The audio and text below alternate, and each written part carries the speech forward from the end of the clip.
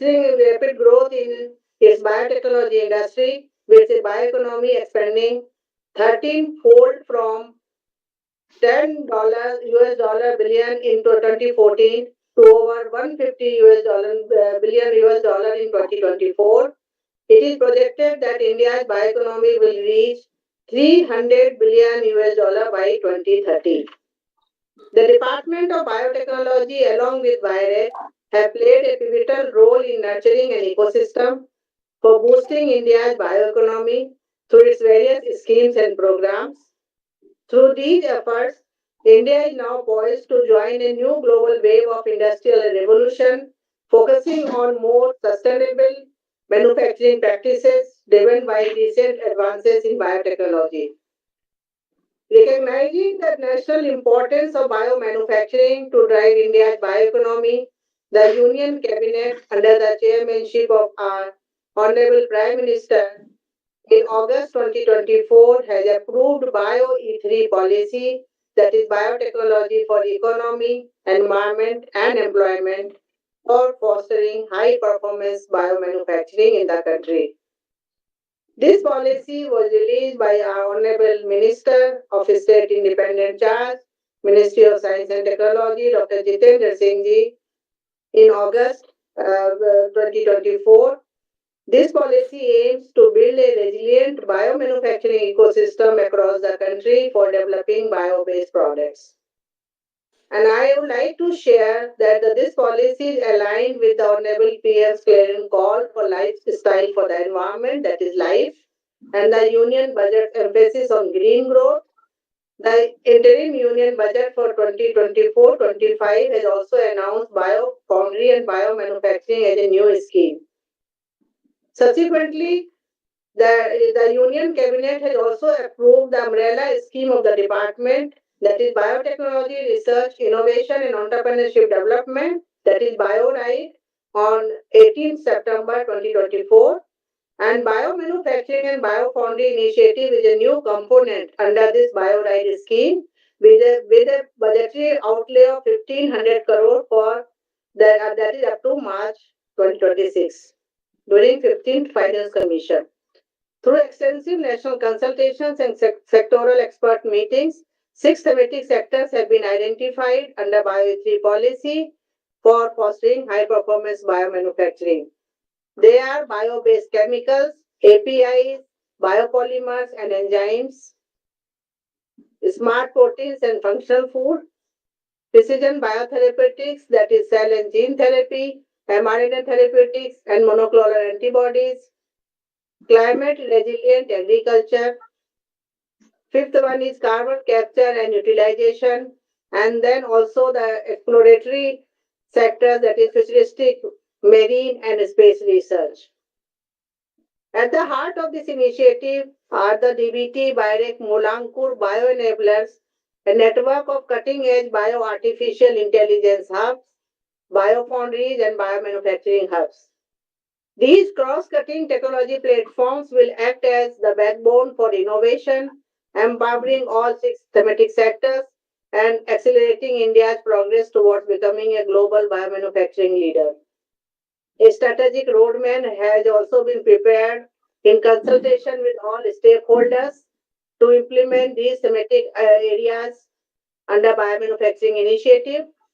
And I'm also happy to announce here that the call for inviting proposals on cell and gene therapy for fostering high-performance biomanufacturing under our BioE3 policy has been announced recently.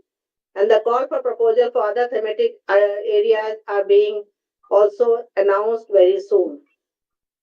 Regulatory conclaves are also planned to develop framework for coordinated regulatory reforms for each of the thematic sectors and subsectors. The first DBT BioRec Joint Regulatory Conclave was organized for Smart Protein last year. India's first biomanufacturing institute, that is National Agri Food and Biomanufacturing Institute in Mohali, was inaugurated by our Honorable Minister, and that has been dedicated to the nation last year in October by the Honorable Minister. A memorandum of understanding has also been signed between Department of Biotechnology and ISRO and Department of Space for cooperation in space biotechnology and biomanufacturing in October last year, and a joint working group has also been constituted to take the activities forward. I'm also would like to share that very recently a center-state partnership conclave was organized by Department of Biotechnology along with BIREC on bioethics policy, chaired by Honorable Minister of State, Ministry of Science and Technology, Dr. Jitendra Singh Ji, and that was organized in February this year at Vigyan Bhavan, and where the state representatives participated to share their current status of biotech sector in their particular state. And discussion were also held to facilitate collaboration between the center and state governments under the BioE3 policy. Total 24 states representatives participated in the discussion, and during the conclave, state governments were requested to set up BioE3 cells, which would serve as an interconnected knowledge hubs linking state and national stakeholders. These cells are intended to ensure that biomanufacturing initiatives align with local priorities and resources while remaining connected to the national objectives. Outreach activities for Bio3 policy are also being carried out extensively through press meets, social media platforms, editorials, and school campaign to highlight the significance. To broadcast the activities under Biofoundry and Biomanufacturing initiatives, a website has also been launched by Department of Biotechnology. And to further disseminate information about Bio3 policy and discuss thematic verticals, the Department of Biotechnology along with BIREC have launched a webinar series on Biofoundry and Biomanufacturing initiative. And this series features discussions by DBT, BIREC, and scientists on thematic sectors, emphasizing their potential impact on India's bioeconomy. It provides a valuable platform for researchers, startups, SMEs, and industry representatives. And today we are having the eighth webinar in the series, and which focuses on BioEnablers, that is Biofoundries and Biomanufacturing Hubs. So to enable bioinnovation and build a thriving biomanufacturing sector in India, it is imperative to focus on developing advanced tools and technologies while setting up shared pilot and pre-commercial manufacturing facilities across the country. These resources will be crucial for researchers, startups, SMEs, and industries, ensuring the translation of cutting edge research and development into commercially viable bio-based products. Under the BioE3 policy, the Department of Biotechnology is setting up BioEnablers, as you know, that is Biofoundries and Biomanufacturing Hubs for fostering high-performance biomanufacturing. And towards this, the first DBT BIREC joint call for proposal was issued, and now we are in the process of implementation of the recommended projects from DBT and BIREC. As a part of this initiative, Biofoundries will be designed within the identified thematic sectors to foster innovation while incorporating integrated facilities for early scaling up of proof of concept developments established by academia, both in-house as well as external, and startups, SMEs, and industries. The establishment of biomanufacturing hubs will also focus on creating shared pilot scale and pre-commercial scale facilities designed to bridge the gap between laboratory research and full-scale manufacturing. Setting up of these bioenablers will further boost India's bioeconomy. So with this, I warmly welcome each one of you for today's webinar and hope you will find the discussion insightful and inspiring. Thank you very much for participating in this webinar, important thematic sectors. Thank you very much. Over to Thank you, Dr. Sharma, for providing an insightful introduction to the webinar series and the importance of today's webinar. To provide an overview of Mulankur BioEnablers initiative, I now invite Dr. Kalyavani Ganesan, scientist at DBT, to share her insights on the vision, objectives, and impact of the Biofoundries and Biomanufacturing Hubs.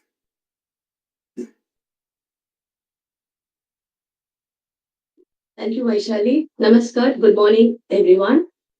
So we all know science and technology is transforming our lives and living at an accelerated pace. Now every day AI is sweeping us off our feet. But there are two challenges that remains unaddressed by science and technology, that is sustainability and precision. So it is a perpetually advancing technology landscape, but these two things could not be achieved by the chemical processes and all the other advances that is happening. So we started looking at the living systems, the cells, the biology, whether that could provide the answer for getting a precision and sustainability. To give you few examples, we take drugs to cure our diseases. We apply fertilizers to improve the crop yield. Even a simple example like everybody uses RO water purifier systems to get purified water. There is no longer well water and all that. But we don't get sustainability or there is no precise effect. There is always an unintended consequence or sustainability is totally lacking. So hence, we are looking at biomanufacturing, which we hope will provide us an opportunity to achieve technology-enabled product development encompassing sustainability and precision. So the clue for this starts from the living cells or the biological system itself, which are generated through complex coordinated interactions of hierarchical assembly of basic functional units. Whether it is your genetic material DNA, it is just the ATGC and the base, which is into a polymer woven, or other macromolecules like carbohydrates, proteins that make up your body cells. Everything is made up of the basic functional unit repeated multiple times. So whether we can engineer these basic assembly units of biology and assure the domain of synthetic biology and manufacturing is our key question. The engineering biology, as I said, is the cornerstone for harnessing the power of living cells, microbial or mammalian, for development of products meeting our healthcare, food, transportation, personal care, construction in a sustainable and precise manner, ushering green growth, which will pave the way for the biomanufacturing principles in the country. So, as was also informed by Dr. Alka Sharma in her opening remarks, DBT recently, with the approval of Honorable Prime Minister, launched the Bio E3 policy for fostering high performance biomanufacturing with the aim of achieving the sustainability and precision in our products for our life. And BioEnablers, the Bio AI hubs, foundries, and manufacturing hubs are the core enablers of this initiative. Here we are looking at convergence of biology with data science and tools of molecular biology for engineering biological systems towards achieving green growth. Department of Biotechnology, along with its public sector undertaking BIRAC, has jointly embarked on this initiative to establish the hubs, Molankur Biofoundries and Biomanufacturing Hubs across the country in academia, industry, and also jointly in industry academia partnership mode. And DBT, everybody knows, is a funding agency. A lot of competitive grants are given, but unlike those initiatives, this is not a purely R&D or an academic pursuit for creating new knowledge or a know-how. This is aimed at providing a scale-up and validation support to various innovators, startups, researchers from academic organizations, as well as industry. And the institutions or industries in which these foundries are being set up already have proven expertise and ongoing R&D activities in the biomanufacturing domain. The scale-up systems that will be established with the help of DBT BIRAC support will be open for wide public access, and we hope many of them will be able to validate their research findings in these. And we are planning to set up both GMP and non-GMP grade facilities as required in the program. And they encompass activities aimed at developing has sent us high-end products like cell and gene therapy, live biotherapeutics, monoclonals, and also biomaterials and bioproducts from microbial and mammalian cell engineering, including biofuel, fragrance, flavor substances, smart proteins, green chemicals for personal care products.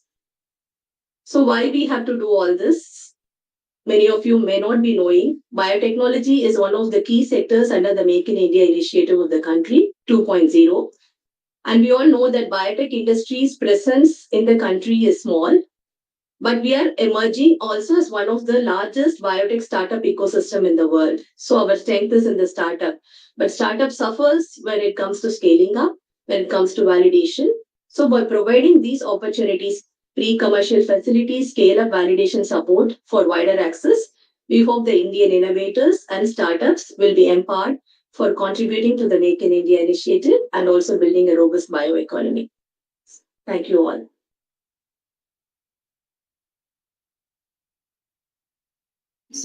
Thank you, Kalyavani, for outlining the strategic importance of this initiative. To bring an industry perspective, we are delighted to have with us Dr. P.M. Murli, President, Council of Presidents ABLE. Dr. Murli has been at the forefront of advancing biotechnology-led industrial growth in India. Dr. Murli is the founder of Genome Group of Companies and a pioneer in India's biotech industry. With nearly 4 decades of experience, he has led the development of high-value molecules like stevia, saffron, and vanillin, and has contributed immensely to the industry initiatives. We look forward to his thoughts on the role of biofoundries in fostering innovation and entrepreneurship. Dr. Murli, over to you, sir. Thank you, Vaishali, and thank you, DBT, and thank you, BIRAC, for giving me an opportunity to speak once again. So I have only 6 slides. I'm a very restless person, so I like to move on in the Bio E3 because I've seen quite a lot of things since its inception to where it is today. But then I think we need to keep pushing the boundaries. And also there are about 250 odd people in this podcast, I guess. And I'm sure there are investors, there are people who are aspiring to do something. So I'm also trying to steer some of the thoughts here to a lot of missing things that the biotechnology place needs, and where some of us who are part of this podcast can also be privy to doing some of those. So I will skip the first 2 slides and I'm getting to the third. If you can kindly move the slides to the third. Thank you. So I basically believe that there are some investors here, and also we are looking at people who have invested like me, who do invest on a lot of things. There are 2 big gaps which we have seen here. One is that for some strange reason, the bioprocess engineering equipment and the things that we need, including the probes, the type of continuous manufacturing that is needed, etc. I noticed that this is completely disproportionately expensive. There is no need for this being so expensive at all. And I am still hard to understand why it should be so expensive, number one. And I have not seen people flooding DBT and BIRAC saying, hey, give me some money, I'll manufacture, and I will sell, and I will return the money to you. So we all believe that people who come should only be the messenger RNA people, the vaccine people, the genome people, etc. I have a feeling that we should also be keeping an eye on such extraordinary talent that can come in terms of how we can design some of this.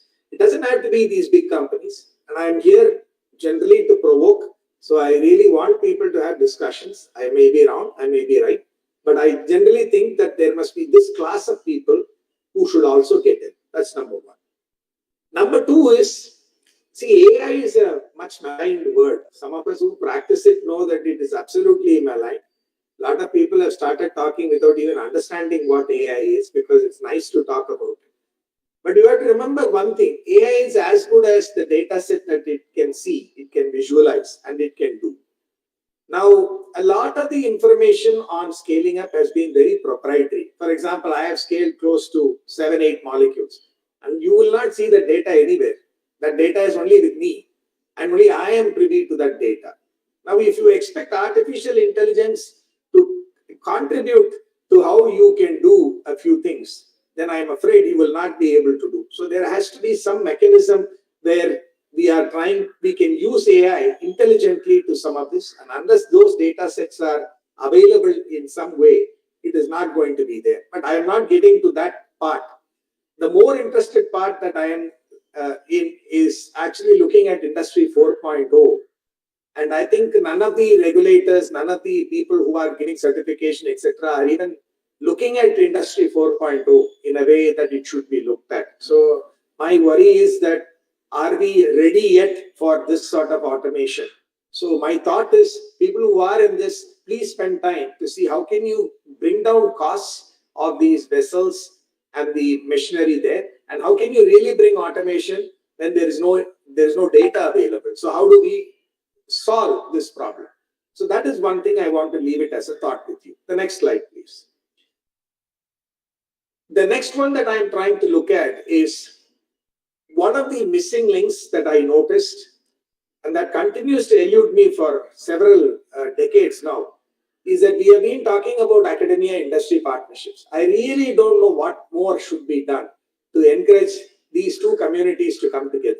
I mean, this has become a real enigma for me. All over the world, everywhere, there is such a tight cooperation.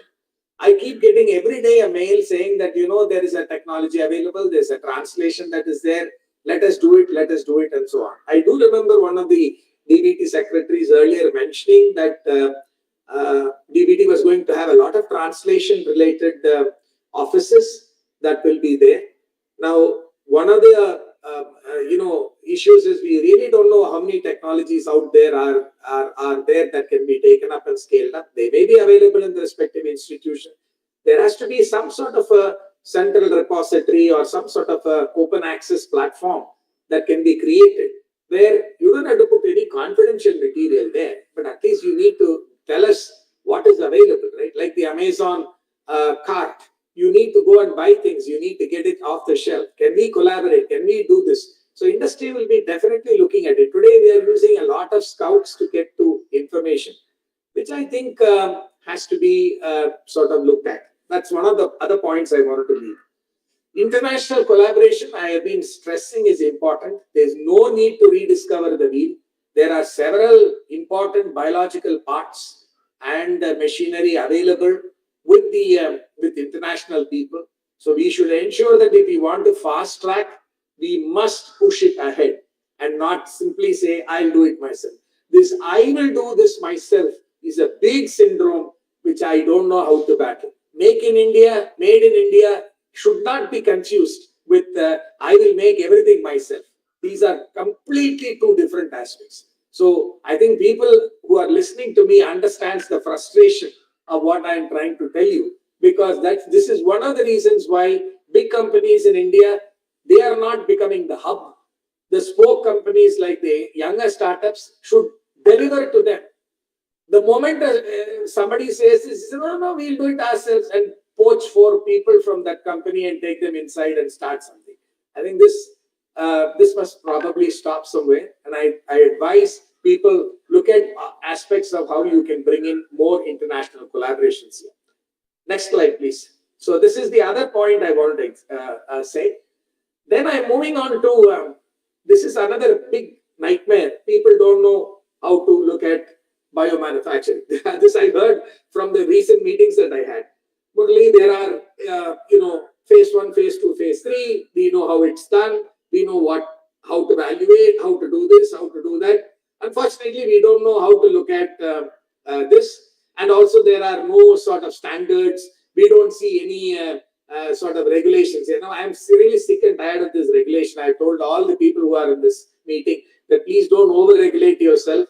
There's enough regulation to take care, so be very careful. But one thing I certainly understand is the matrices for biomanufacturing. That is something I think industry people should evolve and tell the let's say, believers or the people who don't understand as to how this is. So if there is a phase 1, phase 2, phase 3 or something like that that we can put in, people should know. And then those standards for that must be made available.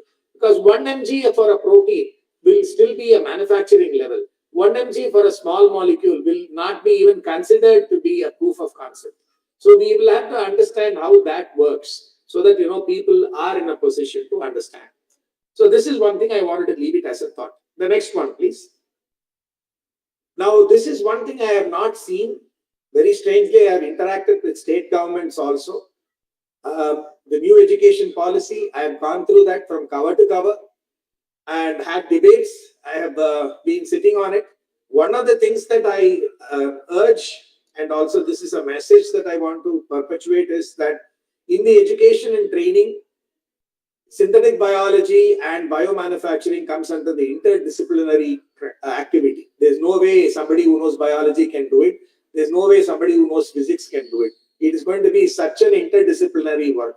I would like my workforce in the Bio E3, there's a E3, right? The third one for people who will have to know, it is one of the most important part, the education and training. I have a feeling that the industry can help quite a lot in this if you allow them to help, because they are the basic trainers for this workforce, and they can do it on in their own site and in their own place. I would appeal to DBT and BIRAC to look at encouraging industry to come and train people, as many people as possible, so that we can put them into the whole thing here. So this is one of the other things that I want you to do. Lifelong training, I have always believed in that. Even today I get challenged, so I am so happy. Lifelong training is more a part that I wanted to mention here. But like doctors, we start assuming once a synthetic biologist, I know everything on synthetic biology. Unfortunately, I might not know. So that's one of the things I always worry when somebody says you are an expert. Then you start getting really worried there. So that is one of the things that I want to keep in mind there.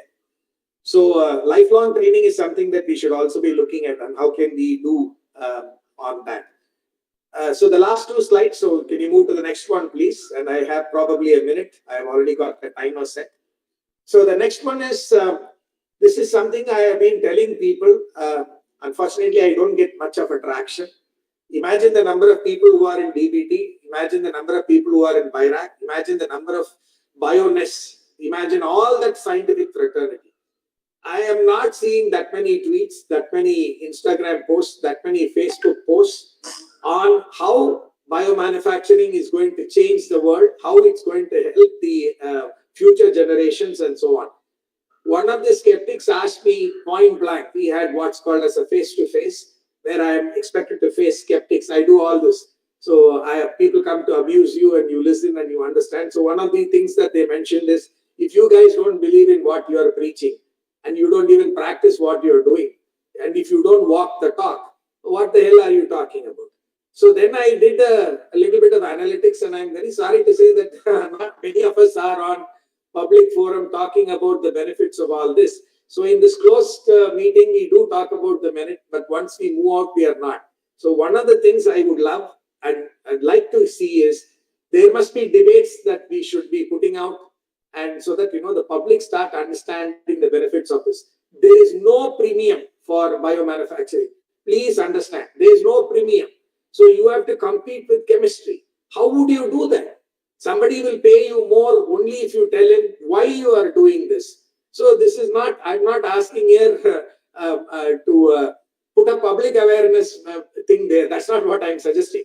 Unless you make them aware that this is so valuable, nobody will know.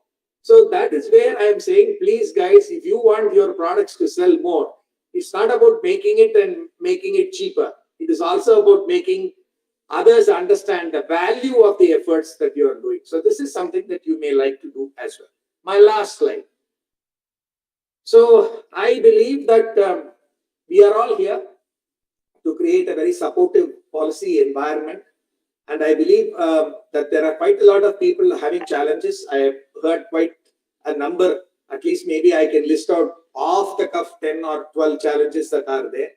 A lot of it is not on account of we need new regulations. It's about how people are using regulations as a tool to slow down the entire process. I would appeal that DBT has got a limited window, I know, because there are so many ministries involved in this. But we have to remember, we forget one thing. You can make any number of policies. You can have people like Mr. Subramani to implement it as fast as possible because he has done it. But you have to remember, there are boxes that are not within the hands of any one of us. And we are leaving this to a very highly paid or a lowly paid officer in some agency who has no idea about what is the cost that is involved in terms of delaying something, which is called the opportunity cost. So people should scream. They should yell from the top of the town when they know that their time and their energy is slowed down on account of whatever you are doing. So if you want India to move to 2047, which is what the Prime Minister's vision is, if you want all the BioE3 policy that Alkaji and her team have really strived day and night, because I've seen this happen, and for people like us who have lent our voices in support of this, the most important part is, please, for heaven's sake, cry out, make it loud when something is not going the way it should be going, and somebody doesn't understand the value of time versus effort. So I would like to end with the last slide here, which is the future is certainly the brightest, I could say. I can't think of any other better time to do science in India.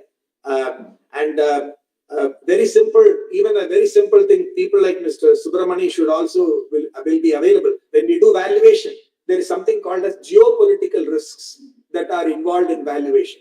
So today, after some changes in the world, the geopolitical risks have become that much longer, that much bigger. So which means your company, if it's valued at, let's say, 50 crores today, I'm just making up a number, the geopolitical risks of that company suddenly becomes higher, and you will be valued only at 35 crores. Now, these are all the new valuation efforts that are coming out because your markets are into one place, and if the geopolitical risks increase because of tariffs and reciprocal tariffs, etc., man, you are in some sort of a bother. So let's all keep our eyes and ears open. I gave a talk today on slightly something more loftier than that is needed, but I know all these stakeholders would have resonated with what I have said today.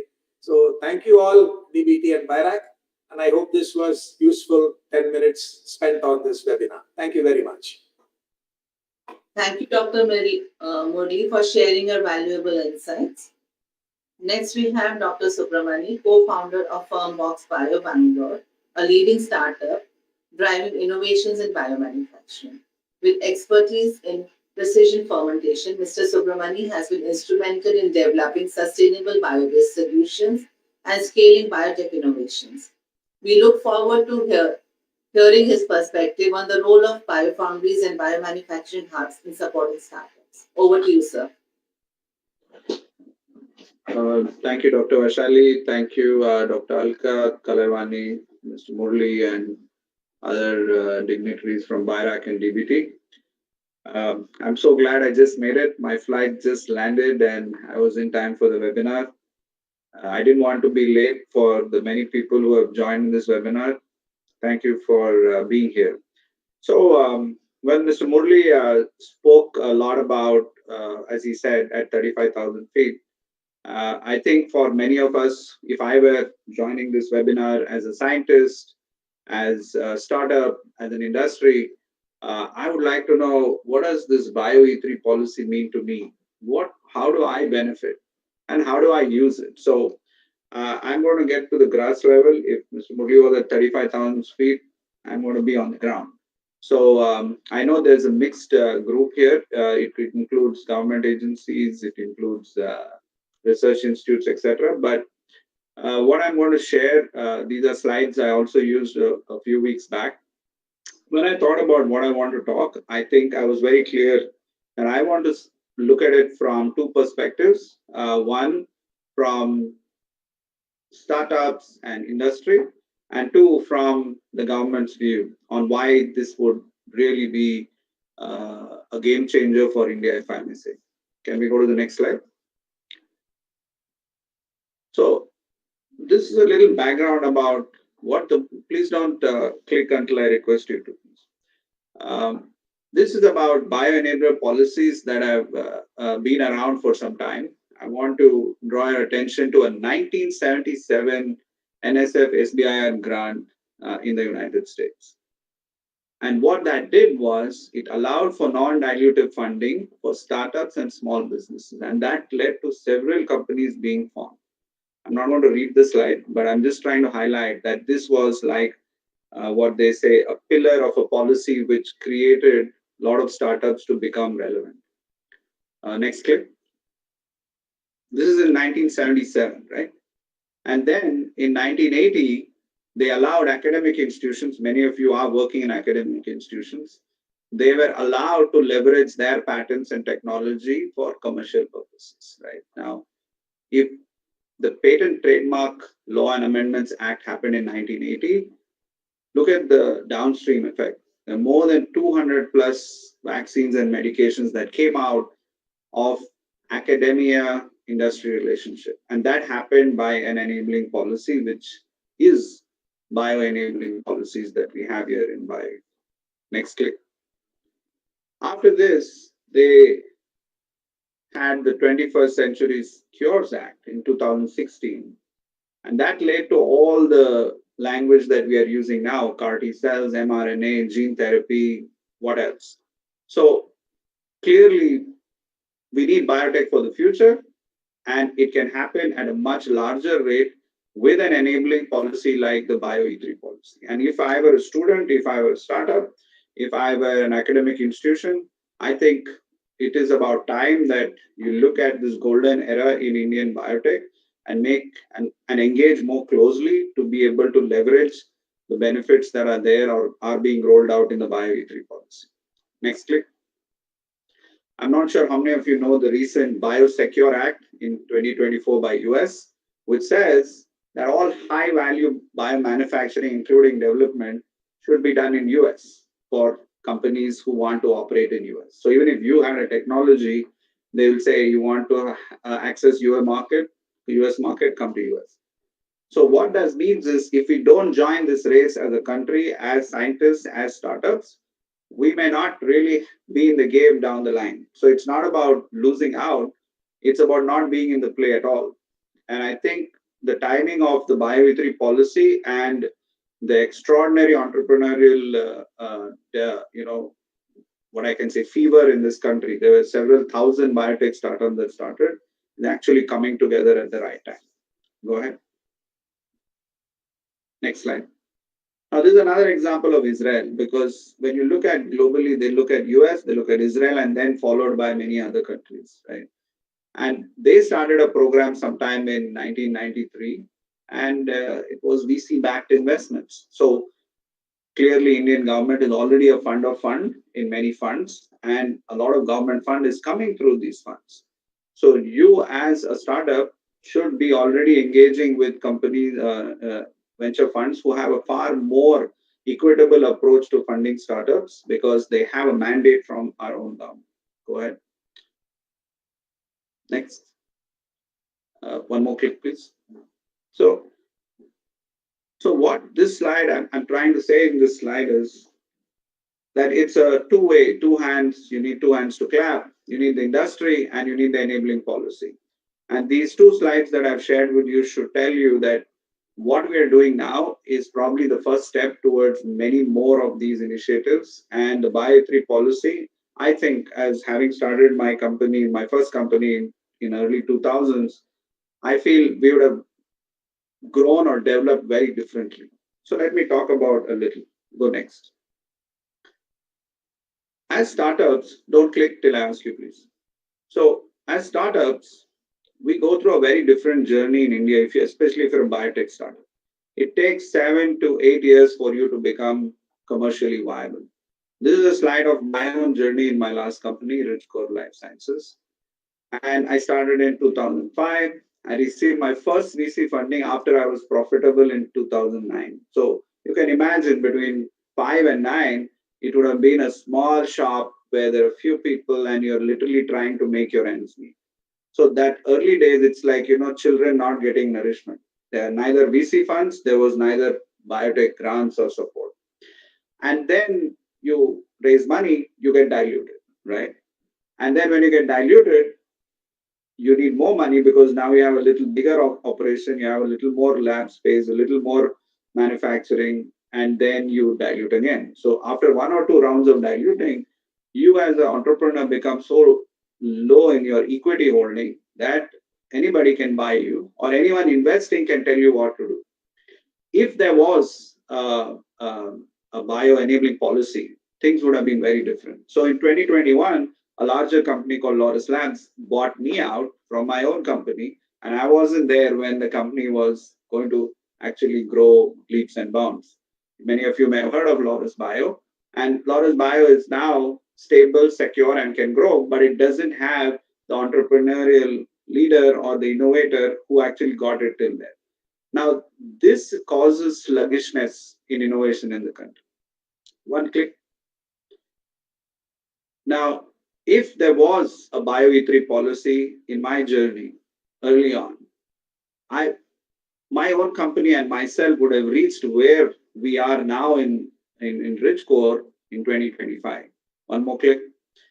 I would have saved 13 years. So now, the opportunity for startups and scientists and everybody else is that we have an enabling policy. We have a very, very reciprocative BIRAC and DBT. We have very good BioE3 cells being created in each of the states. Every state is looking at this as a future investment. This is probably the right time if you're a scientist in a government lab or in a startup or in an industry to reach out and build this. Now, why do you need this situation? There are three risks in biotech. Uh, uh, something. There are three risks. Number one, technology. Number two is infrastructure. And three is regulatory.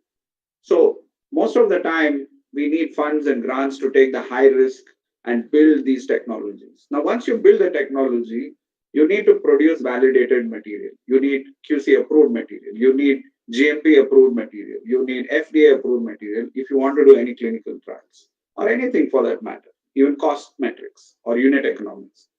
After that comes regulatory and compliance and everything. These are three big valleys of death. Actually, it's asking a lot out of biotech scientists and entrepreneurs.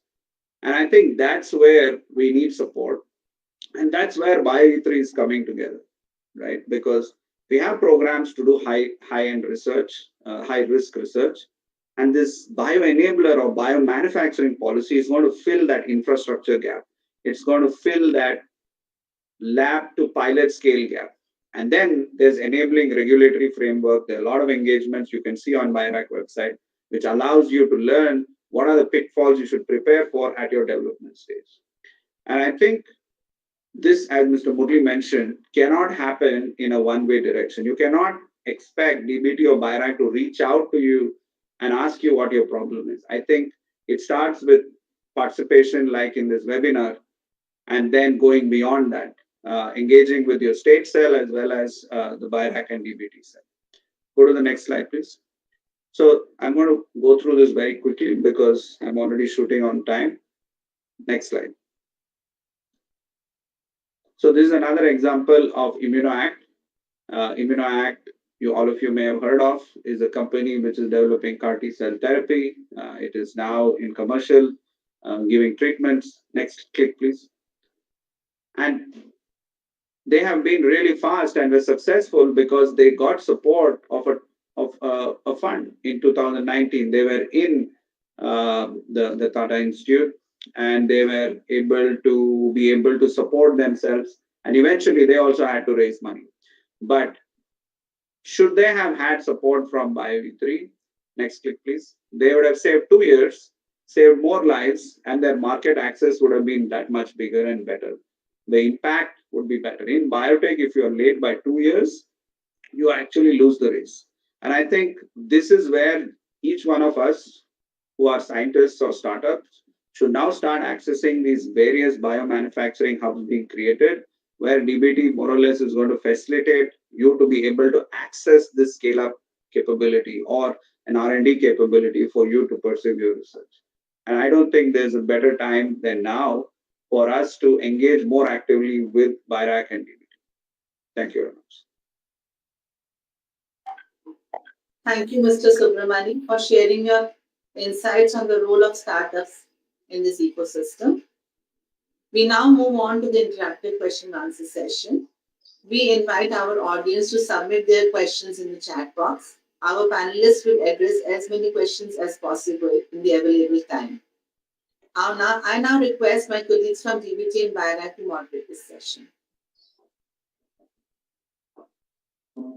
Thank you, ma'am. Thank you, ma'am.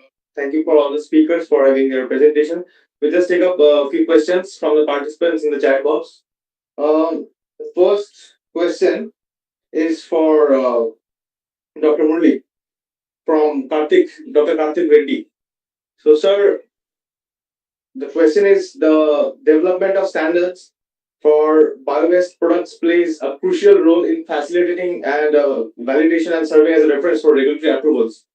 So, from a global harmonization perspective, ISO is actively working on standardization in various emerging areas, including organoids, bacteriophages, AAV, extracellular vesicles, genome editing, or NGS, and also on organ-on-chip technologies and more.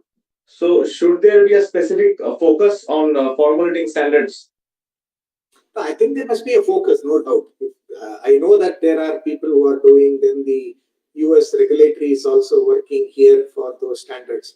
So I personally suggest that there shouldn't be any ambiguity in the way things are looked at.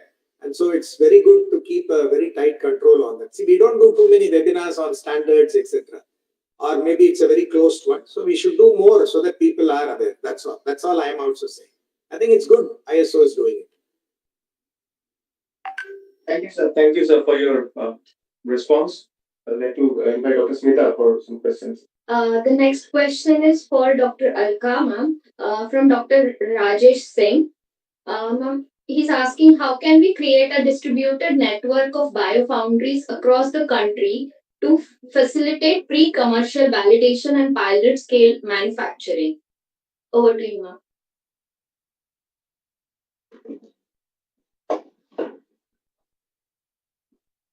Ma'am, you're on mute.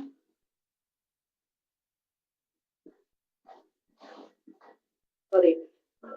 So yes, it's a very good question to understand that how to spread this kind of network across the country, and that's the main aim under Bio3 policy for BioEnablers, setting up a Biofoundries and Biomanufacturing Hubs. And the call was open. The first round of call has now we have selected few projects. The second call is going to come very soon. So basically, now to take this forward across the country, we are now in the process of established center-state partnership, and that center-state partnership conclave was organized by Department of Biotechnology on 7th February, where our Honorable Minister chaired the meeting. And as I mentioned in my remarks also, that representatives from 24 states, including UTs, they participated and discussed their current status of biotechnology and also how they are aligned with Bio3 policies, thematic areas, and bioenablers. So it's a good opportunity for all the startups, SMEs, and industries to take this activity further along with the state. And both the eminent speakers that you heard today, the message is very clear that this Bio3 policy is going to facilitate these kind of activities across the country, and they are mechanisms that we are going to put in place, and that all efforts are being made to connect the right kind of stakeholders in the center, in the state, in government also to facilitate these activities, especially setting up a biofoundries and biomanufacturing hubs. So any questions, if even maybe beyond this webinar also, if you have some questions regarding this to get some more clarity, you are please feel free to put those questions to DBT and Biotech website, and also the thematic sectors advertisement will be out, and on there also you can address many of these questions. So thank you. Over to you. Thank you. Thank you, ma'am. We'll take one more question for Dr. Murli. So the question is from Dr. Neha.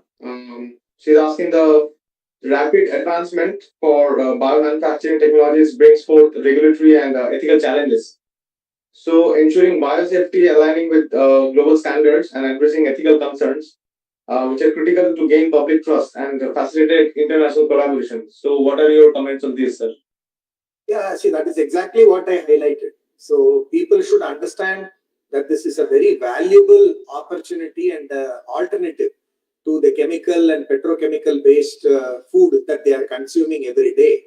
And a biological switch, which is sustainable, is very important. So that message has to go out loud and clear, number one.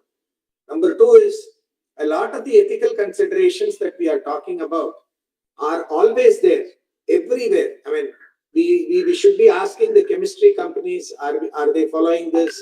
We should ask the automobile industry, are they following this? We should ask the aviation industry, are they following it? There is no new Frankenstein only in biotechnology. That's because we have been tuned into Hollywood. We start believing that we can do a lot of things that will destroy the world. And maybe COVID also gave us that scare a bit. But I can assure you that's not how we look at it. We have to be more aware and responsible in terms of what we are doing. And as scientists, a lot of us are happy to be very transparent because we publish.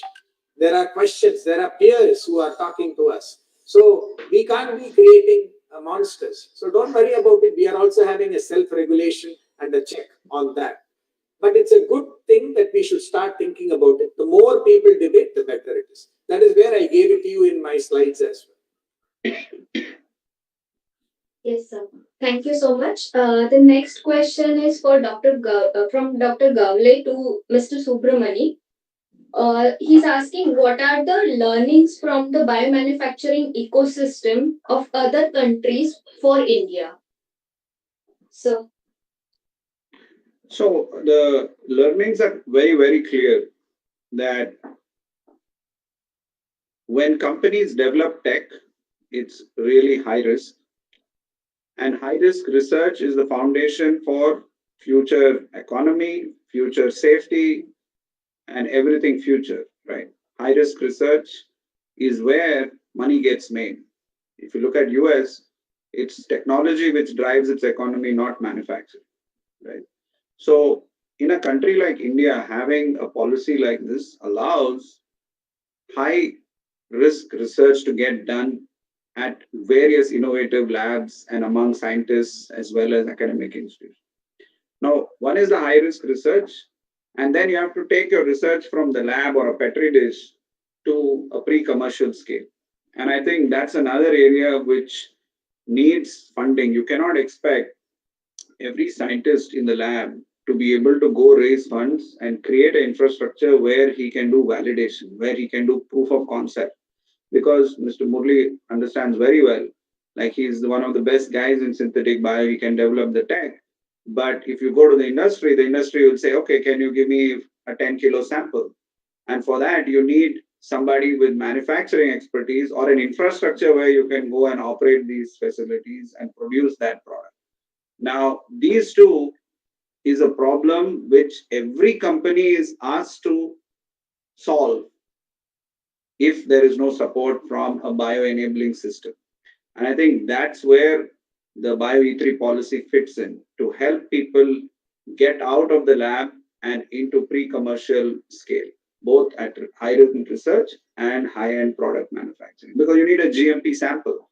And none of the existing infrastructure even in industry, you can access it because they're already running their programs.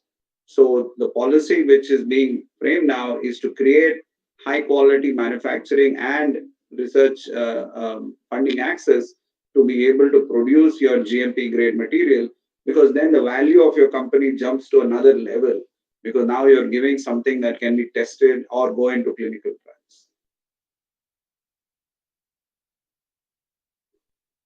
Thank you, sir. I think the question has been answered and applicant is satisfied, seems to be satisfied. So one more question for Alka ma'am.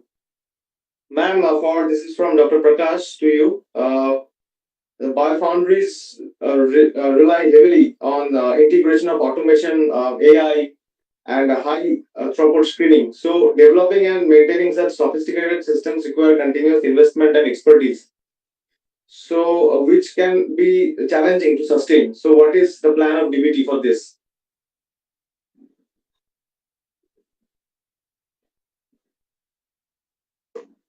To your ma'am, you're on mute.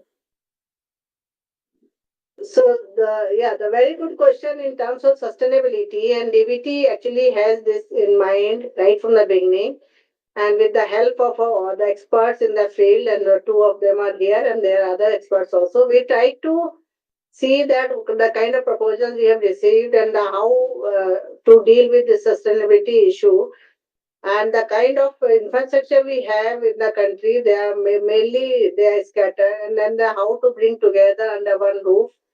And the industry and startup have to understand that whatever is there in the laboratory scale, they have to take to the next level after proof of concept. That is where, if you really see the policy, that is bridging the gap. Under that category, we are trying to set up this biofoundries, and also to take the bio-based products at pre-commercial stage, the biomanufacturing hub. Coming back to sustainability, that we actually now asking the industry to for co-funding.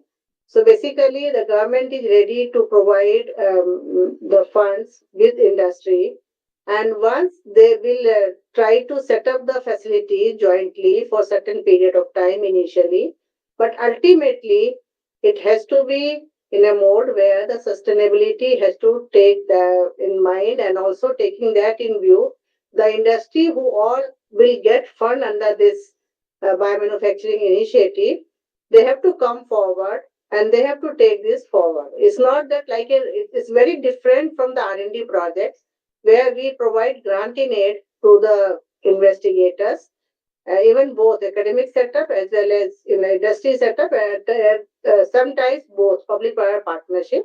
And there are various schemes in BioRed through which the PPP projects are being supported. But the mechanism is very, very different. Industry has to take the responsibility and ownership through co-funding mechanism. So they have to see that what kind of products they are going to develop, the bio-based products, and what is the path forward. So, and that was very clear in the call through implementation plan, which was uploaded on the website. It's already there on DBT and BioDec website, and that is very clearly mentioned in that.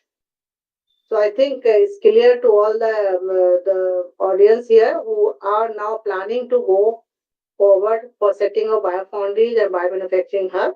They have to read implementation plan very carefully, and accordingly in the second call, which we are going to announce very soon, they have to implement that in their own projects. Thank you. Yes, ma'am. Thank you so much. So this last question is by Mr. Om Lakshman for Mr. Subramani. He's asking, are there any fast track approval mechanisms for innovative GMO based solutions in food, feed, or industrial applications? Food, feed, and industrial. I think a lot of GMO products like enzymes are already approved in the country. So industrial applications of products such as enzymes are approved. So there's a pathway. If you're asking for a fast track, there is a precedence in India. Usually, if there's a precedence, the departments will move very quickly. What they would have more caution is if you're using a live GMO organism, like say a plant or a seed, and that is going out into nature, there is a very important, even if I'm from the industry, I would say those steps are very important to check its overall long-term impact of introducing a GM crop or a GM seed into nature. So that there is an established process and you'll have to go through that. Now, if you're talking about like recombinant milk or casein or egg, which is coming in novel proteins, this is a new topic for all over the world. It's not just us. There are a few countries which are accepted one or two market authorization. So I think the industry, the associations, including ABLE, are closely engaged with the departments to get novel proteins or smart proteins to be understood. See, the role of a regulator, many of us think it is to stop. But to be honest, it is to protect a misuse of it. So there is a learning curve in smart proteins, and I think they are very receptive now. And industry leaders like Mr. Murli, both Kiran Mazumdar and others are actively working to provide a template for fast track. So I would say, being biotech custodians, we have to help such a process to get done, and it's a learning curve for the departments. Thank you, sir. So I think due to time constraint, we have to stop here. We'll not take up any more questions further as of now. But I'd like to request the participants who has been writing and the questions in our chat box. I can see several of them popping up right now. So I'd like to request you post this webinar event. You'll be getting a feedback form. I request you to please drop your questions over there, and we'll be happy to answer you. DBT and Balak will reach out to you post the event. So that's all from my end. Thank you to all the participants, and thank you to the speakers, ma'am. And over to you, Vaishali ma'am. You're done. So as we conclude today's session, I extend my heartfelt thanks to all the esteemed speakers for their valuable insights and to our participants for their engagement. This discussion has provided us with a deeper understanding of how biofoundries and biomanufacturing hubs can revolutionize India's bioeconomy. Before we sign off, I'm pleased to announce that the details of our next webinar in this series will be shared soon on DBT Barak website. Thank you once again. We look forward to your participation in future sessions. Have a great day. Thank you very much. Thank you. Thank you. Thank you, everyone. We pause. Thank you. Thank you so much. Thank you. Thank you, ma'am. Thank you. Thank you.